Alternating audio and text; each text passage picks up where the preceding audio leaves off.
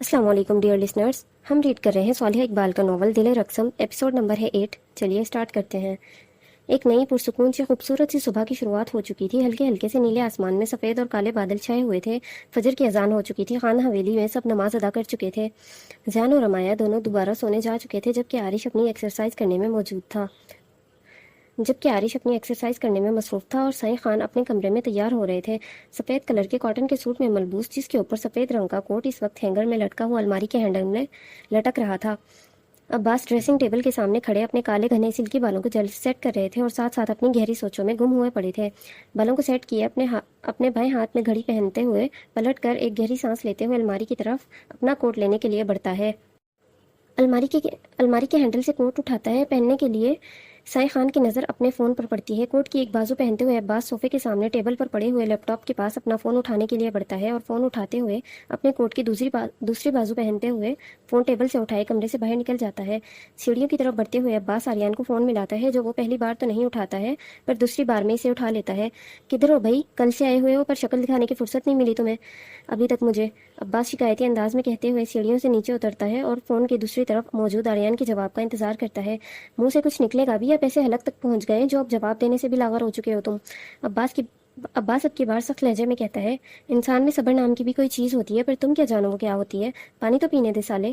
Aryan black colour کے trouser, اوپر black colour کے ہاف بازو والی شرٹ پہنے ہوئے، گلے میں ٹاول لٹکائے، جو اس نے ابھی شاور لینے کے بعد اپنے بالوں میں پھیرا تھا۔ کدھر ہے تو؟ حویلی کیوں نہیں آیا؟ عباس پوچھتے ہوئے سیڑھیوں سے نیچے اترتا ہے۔ کل کام زیادہ تھا تو کر کے اپنے گھر ہی آ گیا تھا، آ جاؤں گا۔ تو پھر اس گھر میں چلا گیا ہے؟ کب تک وہاں خود کو قید رکھنا ہے؟ جو گزر گیا ہے وہ چھوڑ دے، جو آنے والا ہے اس کے بارے میں سوچ۔ سائیں خان کہتے ہوئے صوفے کی طرف بڑھتے ہیں۔ انسان کا ماضی ایک جنگلی جانور کے جیسا ہوتا ہے، جو ایک بار آپ پر حاوی ہو گیا تو آپ کے جسم کے ٹکڑے ٹکڑے کیے نوچ کھائے بغیر اسے چھوڑتا نہیں ہے۔ میرا ماضی بھی جنگلی وحشی جانور جیسا ہے، پر یہ تو بھول رہا ہے کہ آریان کہتے ہوئے 2 پل کے لیے رکتا ہے، فریج سے نکالی ہوئی پانی کی بوتل ہاتھ میں پکڑے اپنے گھر کی کھڑکی کی طرف بڑھتا ہے۔ جس گھر میں اس وقت آریان تھا وہ ایک لکڑی کا گھر تھا، ایک چھوٹا سا، زیادہ بڑا نہیں تھا پر صاف ستھرا تھا، جس میں ایک نارمل سا کمرہ، ایک چھوٹا سا اوپن کچن، چھوٹا سا لیونگ ایریا اور اس کے باہر ایک خوبصورت سی بالکنی۔ 2 سے 3 لوگ اس گھر میں رہ سکتے تھے، کیونکہ اس سے زیادہ اس کا وزن پہاڑ کی چوٹی برداشت نہیں کر سکتی تھی۔ جس جگہ سے رات کو امایا کو بچایا تھا، اسی پہاڑی علاقے میں، اس جنگل کے پہاڑ کو کراس کر کے پہاڑوں کے درمیان میں ایک اور چھوٹا سا لیکن اپنے ارد گرد کے پہاڑوں سے چھوٹا پہاڑ تھا، جہاں یہ لکڑی کا گھر بنا ہوا تھا، جو تھا تو کشمیر پر اس طرح کے وہ نہ ہونے کے برابر تھا۔ حویلی کب تک آ رہے یہ بتا؟ 17 سال ہو گئے تجھے کشمیر چھوڑے ہوئے، اب لوٹا بھی ہے تو اس طرح۔ اس گھر کو فی الحال کے لیے چھوڑ دے، جب تک کشمیر میں ہے میری حویلی میں آ کر رہ۔ کمرہ تیار ہو گیا ہے، ناشتہ تیار ہو رہا ہے، آ کر ناشتہ کر اور یہیں انتظار کرنا میرا، ایک شاکنگ سرپرائز دینا ہے تجھے۔ عباس کہتے کہتے اپنا رخ حویلی سے باہر آسمان کی طرف نکلتے ہوئے سورج کی کرنوں کو دیکھتے ہوئے کہتا ہے۔ مجھے سرپرائزز پسند نہیں ہیں، آریان بیزار لہجے میں کہتا ہے۔ یہ پسند آئے گا تجھے، تیری مرضی کا جو ہے، عباس کہتے ہوئے گہری سانس لیتے ہوئے صوفے سے اٹھ کھڑے ہوتے ہیں۔ میں جلدی آ جاؤں گا، میرے آنے سے پہلے کہیں نہیں جانا ہے، حویلی پہنچ جا ورنہ گارڈز بھیج دوں گا۔ عزت سے نہ صحیح 4 کندھوں پر تو آئے گا ہی تو۔ سائیں خان کہتے ہوئے حویلی سے باہر کا رخ کرتے ہیں۔ 4 کندھوں پر آنے کا وقت نہیں ہوا ہے میرا ابھی، اپنے پاؤں پر ہی آ رہا ہوں میں تیری حویلی، فون رکھ اب۔ آریان چہرے پر ہلکی سی مسکراہٹ سجاتے ہوئے کہتا ہے اور کہتے ہی فون بند کرتا کھڑکی میں رکھی بوتل کا بالکل کنارے پر پڑی دیکھ کر اسے اٹھانے کے بجائے ہاتھ مار کر پانی کی بوتل نیچے پھینک کر مڑ کر اسی وقت اپنی گردن سے ٹاول کھینچتے ہوئے کمرے میں بڑھتا ہے۔ سوٹ کیس سے ایک 3 پیس سوٹ نکالے تیار ہونے لگتا ہے۔ سائیں خان بھی حویلی سے نکل کر اپنی گاڑی میں بیک سیٹ پر سوار ڈرائیور کے ساتھ حویلی سے باہر نکل جاتے ہیں۔ چھت پر ایکسرسائز کرتا عارش گاڑی کی آواز پر فوراً سے ریلنگ کے پاس آ کر کھڑا ہو کر سائیں خان کی گاڑی کو جاتا ہوا دیکھتا ہے۔ وہ اپنے ہاتھ میں پہنی ہوئی گھڑی میں ٹائم دیکھتا ہے۔ اتنی صبح صبح آج پھر کہاں جا رہے ہیں یہ؟ کہیں کوئی پریشانی تو نہیں ہو گئی ہے انہیں؟ عارش اپنے دونوں ہاتھ ریلنگ پر رکھے جھک کر سائیں خان کی گاڑی کو نظروں سے اوجھل ہونے تک دیکھتے ہوئے کہتا ہے۔ ایک خوبصورت نئی صبح کی شروعات کشمیر کی ایک اور حویلی میں بھی ہو چکی تھی۔ صبح کے 8 بج چکے تھے۔ ایک بڑے اور بے حد خوبصورت سی حویلی، جس کے اندر تو ہریالی تھی ہی، لیکن اندر کے ساتھ ساتھ باہر حویلی کے چاروں طرف بھی ہریالی تھی، جو اس سفید رنگ کے خوبصورت سی حویلی میں 4 چاند لگا رہی تھی۔ ایک بڑی سی حویلی جس کے 2 حصے تھے۔ ایک ہی حویلی 2 بھائیوں کی تھی، پہلے وہ سب ایک ساتھ رہتے تھے، پر جیسے ہی بچے بڑے ہونے لگ گئے حویلی کے 2 حصے کر دیے گئے۔ ایک حصہ اقبال صاحب کا اور دوسرا حصہ عالم صاحب کا تھا۔ دونوں طرف کے لوگ اکٹھے ہوئے تھے، ناشتے کی تیاری چل رہی تھی۔ زرخان کی پولیس اسٹیشن جانے کا وقت ہو گیا تھا اور علیزے کی یونیورسٹی جانے کا۔ حویلی کے اندر باہر دونوں طرف سے راستے تھے، دونوں حصوں میں آنے جانے کے۔ زرخان اس وقت پولیس کی وردی کے بجائے بلیک کلر کی قمیص شلوار پہنے ہوئے اپنی قمیص کی بازوؤں کو کوہنیوں تک فولڈ کرتے ہوئے وہ حویلی کے اندر سے ہی اپنے حصے سے نکل کر اقبال صاحب والے حصے میں آ رہا تھا، کیونکہ آج ناشتہ ایک ہی جگہ بنا تھا زرخان کے کہنے پر۔ زرخان اپنے بازوؤں کو کوہنیوں تک فولڈ کر ہی رہا تھا کہ دوسری منزل سے گزرتے ہوئے ہال کی طرف بڑھتا ہے، پر وہ سیڑھیوں سے نیچے اترتا ہے اس سے پہلے ہی علیزے پنک کلر کی ہلکے ہلکے سے گولڈن کلر کے کم والے شارٹ گھیر والی فراک پہنے ہوئے، فراک کے نیچے بڑے پائنچوں والا فلیپر پہنے ہوئے، پیروں میں گولڈن کلر کی ہلکی سی ہیل والی سینڈل پہنے ہوئے، اپنے بالوں کو بالکل اسٹریٹ کیے، سر پر دوپٹہ سیٹ کرتے ہوئے علیزے اپنے کمرے سے نکل کر سیڑھیوں کی طرف بڑھ رہی تھی کہ زرخان کو دیکھ اس کے قدم رک جاتے ہیں۔ علیزے کو کمرے سے باہر نکلتا دیکھ زرخان اسے دیکھ رہا تھا اور بس دیکھتا ہی رہ گیا تھا۔ زرخان کی نظریں مسلسل خود پر محسوس کرتے ہوئے علیزے اپنے قدموں کو روکے اپنی ایک جگہ پر ساکت ہو کر کھڑی رہتی ہے۔ علیزے کو ہکا بکا دیکھتے ہوئے زرخان جلد ہی خود کو کمپوز کرتا ہے اور اپنی نظریں علیزے سے ہٹا کر ایک نظر ہال میں دیکھ کر سیریس ہو کر واپس علیزے کی طرف اپنا رخ موڑتا ہے۔ کدھر جا رہی ہو؟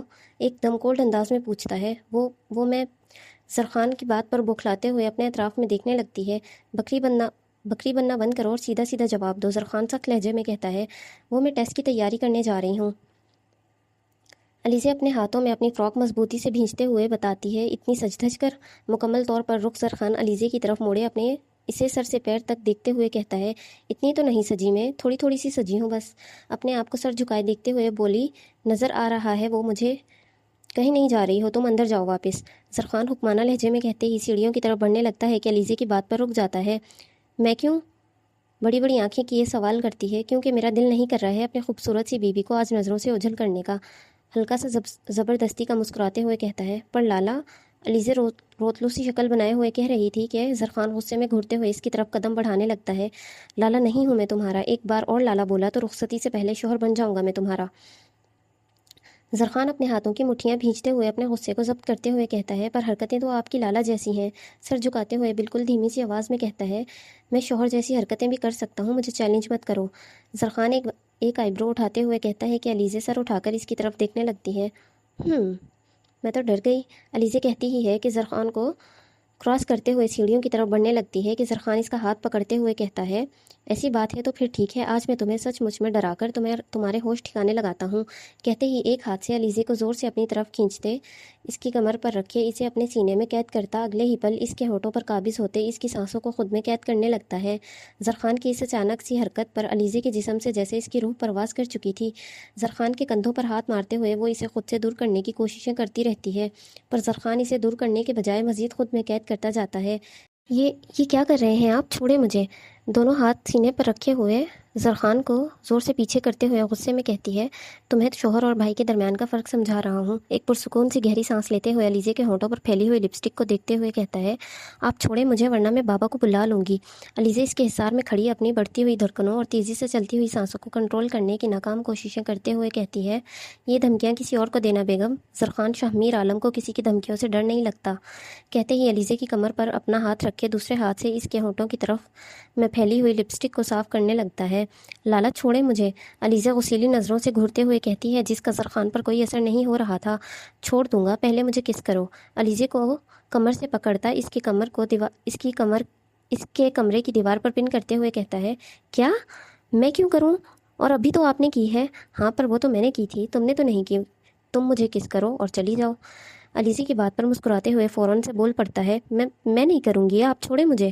زرخان کے سینے پر تھپڑ مارتے ہوئے کہتی ہے، تم نہیں کرو گی کس تو میں خود کر لیتا ہوں، لیکن ایک بات غور سے سن لو، میں تمہارے ہونٹوں کو تب تک آزاد نہیں کروں گا جب تک تم مجھے خود سے کس نہیں کرو گی، چاہے اس عمل کے دوران پورا خاندان یہاں جمع ہو جائے یا پھر دن سے رات ہو جائے، میں یہیں کھڑا تمہیں کس کرتا رہوں گا،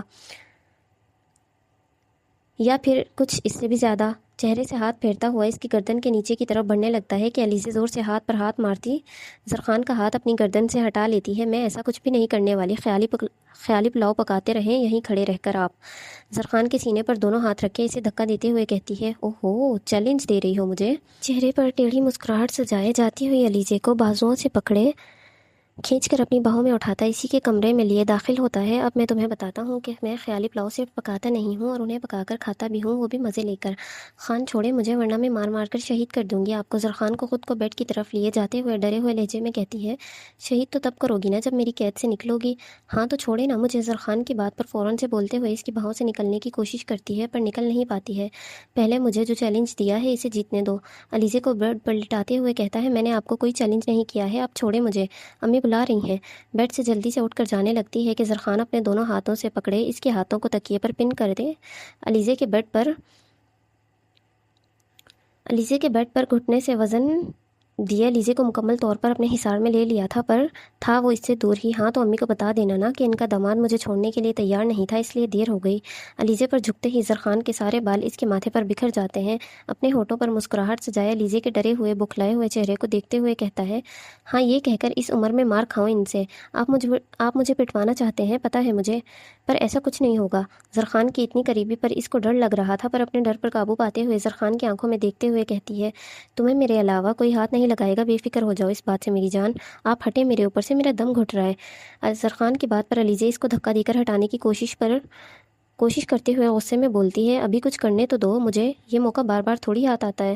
علیزے کو غصے میں دیکھتے ہوئے زرخان مزے لیتے کہتے ہی گردن کی طرف جھکے اپنے لب اس کی گردن پر رکھ دیتا ہے۔ لالا، زرخان کی حرکت پر سسکتے ہوئے کہتی ہے، جی لالا، محبت سے چول لہجے میں کہتا ہے، نہیں کرے نا پلیز۔ علیزے اب رونے والی ہو گئی تھی، اتنی سی شدت برداشت نہیں کر پا رہی ہو، رخصتی کے بعد کیا ہوگا تمہارا؟ علیزے کی آنکھوں میں نمی دیکھتے ہوئے کہتا ہے، کوئی رعایت دینے کا موڈ نہیں ہے میرا اس وقت، تمہیں بعد میں۔ گہری سانس لیتے ہوئے علیزے کے ہاتھوں کو آزاد کرتا اس پر سے دور ہوتا زرخان بیڈ پر سے نیچے اتر کر کھڑا ہو جاتا ہے۔ تیار کر لو خود کو مجھے اور میری شدتوں کو برداشت کرنے کے لیے، کل ہی رخصتی لیتا ہوں تمہاری، پھر کرتا ہوں تمہاری ان مزاحمتوں کا علاج۔ علیزے کا لال سرخ ہوتا چہرہ، آنکھوں میں آنسو دیکھتے ہوئے زرخان کے چہرے پر مسکراہٹ نہ ختم ہونے والی تھی۔ میں رخصتی ہی نہیں کروں گی، پھر آپ ہی کچھ نہیں کر پائیں گے نا؟ اپنے آنسوؤں سے بھرتی ہوئی آنکھیں صاف کرتے ہوئے کہتی ہے، تمہیں واقعی میں لگتا ہے میری جان کہ تمہارے چاہنے سے کچھ بھی ہوگا؟ علیزے کے چہرے کی طرف جھکتے ہوئے پوچھتا ہے، جس کا علیزے کوئی جواب نہیں دیتی ہے، بس ٹمٹماتی ہوئی نظروں سے دیکھتی رہتی ہے۔ آئی میرا بچہ بہادر بننے کی کوشش کر رہا ہے، پر میری جان، پہلے بھی تمہیں وقت میں نے اس لیے دیا تھا کیونکہ تم بچی تھی، اب تم بڑی ہو گئی ہو، زبان اور ہاتھ بھی ماشاءاللہ سے بہت زیادہ چلانے لگ گئی ہو، اب تمہاری آزادی اور رہائی ختم، اب میری قید میں، میری دسترس میں آنے کا وقت ہو گیا ہے۔ علیزے کی تھوڑی پکڑ کر اس کی آنکھوں میں آنکھیں ڈالتے دیکھتے ہوئے کہتا ہے، آج ہی اور ابھی ہی تمہاری رخصتی کی بات کرتا ہوں، پھر دیکھتا ہوں مکمل طور پر تمہیں میں۔ زرخان کہتے ہی علیزے کے ماتھے پر بوسہ دیتے ہوئے اس کے کمرے سے باہر نکل جاتا ہے، اور زرخان باہر نکلتا ہی ہے کہ علیزے بیڈ سے تکیا اٹھا کر گھٹنوں کے بل بیڈ پر کھڑی ہوتے ہوئے تکیا بند ہوتے دروازے پر مارتی ہے، زکوٹا جن کہیں کہ ہم نہیں کرے گا رخصتی، جو کرنا ہے کر لو۔ علیزے کہتے ہی الٹی ہو کر بیڈ پر لیٹتے اپنا منہ تکیے میں چھپائے رونے لگ جاتی ہے۔ ادا بائی کہاں ہے؟ کوٹھے کی عمارت میں ہال میں ٹہلتے ہوئے ایک مطیبہ 25 سالہ عمر کی لڑکی، بادامی رنگت، لمبے سنہرے بالوں والی، ہاتھوں پر مہندی، پیروں میں پائل، لائٹ سا میک اپ کیے پریشانی سے ٹہلتے ہوئے اسی لڑکی سے پوچھتی ہے جس نے سائیں خان سے پیسے لیے تھے، ادا کے کمرے میں جانے کے لیے، ادھر ہے ادا بائی؟ سیڑھیوں سے اترتے ہوئے سفید رنگ کے سوٹ میں ملبوس، گلے میں دوپٹہ ڈالے ہوئے، اپنے بالوں کا جوڑا بناتے ہوئے ادا نیند کی غنودگی سے بھاری سی آواز میں کہتی ہے، یہ کیا کرتی پھر رہی ہو؟ ادا کو دیکھتے ہوئے مطیبہ فوراً سے پوچھتی ہے، کیا کر رہی ہوں؟ جوڑا بنا رہی ہوں بالوں میں۔ ادا کندھے اچکاتے ہوئے جواب دیتی ہے، میں اس کی بات نہیں کر رہی ہوں، وہ پوچھ رہی ہوں جو تم نے کل رات کیا تھا، تمہارے کمرے میں ایک آدمی آیا تھا اور تم نے خود بلایا تھا، وہ کیا تھا؟ مطیبہ ادا کی طرف بڑھتے ہوئے تجسس سے پوچھتی ہے، ہاں میں نے خود بلایا تھا، اور ان جیسے مردوں کو کمروں کے باہر کھڑے رہنے کا انتظار کروانے کا گناہ میں نہیں کر سکتی ہی، اور خاص طور پر جب وہ مرد سردار عباس خان جیسے ہوں۔ ادا کہتے ہوئے ہال میں درمیان میں پڑے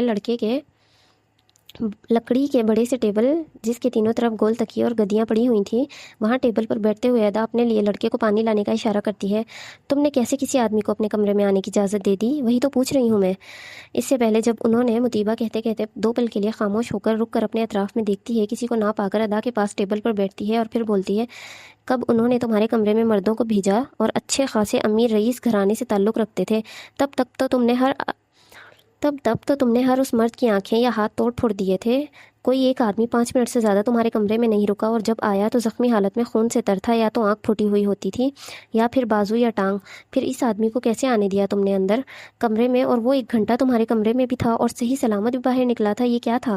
مطیبہ بے حد تجسس کے عالم میں ادا کے چہرے کی طرف دیکھتے ہوئے پوچھتی ہے، پر ادا اس کی کسی بات کا جواب دینے سے پہلے سائیں خان اور اس کے ساتھ گزارے تھوڑے سے وقت کو تصور کیے وہ مسکرا اٹھتی ہے، کیونکہ ان کی پہلی نظر مجھ پر جس طرح پڑی تھی اس کے بعد ان کی نظر تو جھک گئی تھی، پر میری ان پر تھم گئی تھی۔ ادا کہتے کہتے اپنے سر کے نیچے گدی رکھے ٹیبل پر لیٹ جاتی ہے۔ کیا مطلب؟ مطیبہ حیرانگی سے پوچھتی ہے۔ مطلب سردار عباس خان واقعی میں سردار ہیں؟ میں نے سنا تھا وہ دلوں پر راج کرنے والے لوگوں میں سے ایک ہیں، پر وہ اس طرح سے راج کرتے ہیں، یہ دیکھ کر میں خود انہیں دل دینے سے خود کو روک نہیں پائی۔ ادا اپنے سر کے بالکل اوپر ہال میں درمیان میں لگے گولڈن کلر کے جھومر کو دیکھتے ہوئے مسکراتے ہوئے کہتی ہے، ایسا بھی کیا کیا انہوں نے؟ مطیبہ ادا کے چہرے کی مسکراہٹ کو دیکھتے ہوئے تجسس سے پوچھتی ہے۔ انہوں نے مجھے چھوٹے سے کپڑوں میں دیکھنے کے بعد نظریں جھکا کر پورے کپڑے پہننے کا کہا۔ ادا کہتے کہتے ٹیبل سے پیر لٹکائے اٹھ بیٹھتی ہے۔ تو مطیبہ کہتی ہے، تو یہ میری جان، طوائفوں کے کوٹھے پر ایسے مرد بہت کم آتے ہیں جو جسم دیکھ کر اسے نوچ کھانے کے بجائے اسے اپنے کپڑوں سے چھپانے کا کہتے ہیں۔ خان نے مجھے اپنے کپڑے دیے تھے پہننے کے لیے، کیونکہ ان سے بات نہیں ہو پا رہی تھی مجھے چھوٹے کپڑوں میں دیکھتے ہوئے۔ میں نے انہیں جتنا آزمایا تھا نا، اس کے بعد کوئی اور مرد ہوتا تو ادا آج یہاں نہ کھڑی ہوتی۔ خان تو پھر خان ہے، ان کا نام سن کر انہیں کمرے میں بلایا تھا، پر انہیں دیکھنے کے بعد انہیں جانے دینے کا دل نہیں کر رہا تھا، پر مجبوری تھی میری۔ اگر میرے بس میں ہوتا تو میں اس خان کو قیدی بنا لیتی اپنا، ادا کہتی ہے اور کہتے ہی ہنس پڑتی ہے۔ پھر اب کیا کرنے کا ارادہ ہے؟ مطیبہ پوچھتی ہے۔ خان کی عزت لوٹنے کا، ادا کہا لگا کر ہنستے ہوئے کہتی ہے، ان کی بھی عزت لوٹ لینا، پہلے ہماری تو لوٹ لو۔ ادا کی بات پر دروازے سے داخل ہوتے ہوئے ایک 28 سالہ عمر کا آدمی بلیک کلر کے 3 پیس سوٹ میں ملبوس کوٹھے میں داخل ہوتے بلند آواز میں کہتا ہے۔ ادا اس آدمی کی آواز پر فوراً سے پلٹ کر اس کی طرف دیکھتی ہے، جبکہ مطیبہ ٹیبل سے اٹھ کھڑی ہو کر نظریں جھکائے کھڑی ہو جاتی ہے۔